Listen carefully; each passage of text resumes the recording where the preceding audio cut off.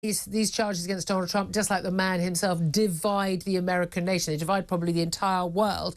These are the most serious charges yet brought against him. This is about basically stopping the peaceful transition of power in a democracy. These are absolutely serious crimes. He could face 20 years behind bars if convicted, although bizarrely, it wouldn't stop him getting elected, wouldn't stop him running for election, or even being president. There's no law barring him from being president behind bars if he were convicted and were actually to go to jail.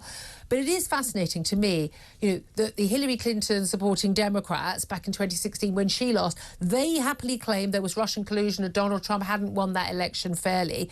And now this is happening to them. This is what's been happening to Donald Trump. Say they brought it on themselves. And then you've got the Trump-hating sort of left, Ramona left in this country, who, I mean, look, I think Donald Trump did was wrong. I think he probably did commit criminal acts in this case, and I think it's bang to rights, and I think he should go to jail if he's convicted. However, it's a bit darn rich, is it not, for an awful lot of people here in this country who clearly, Biden supporters, not Trump supporters, or Clinton supporters, not Trump supporters, to be saying this is outrageous that anyone should try and overturn a democratic election and try to undermine it, when they spent 3+ years trying to undermine and overturn the outcome of the 2016 Brexit referendum.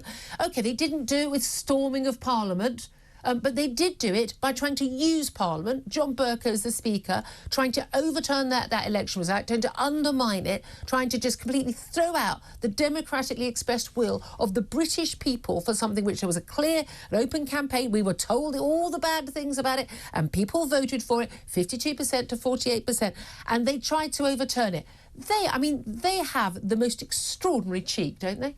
Every single individual action that Donald Trump is accused of today was undertaken convincingly, decisively, determinedly by Remainers after the election.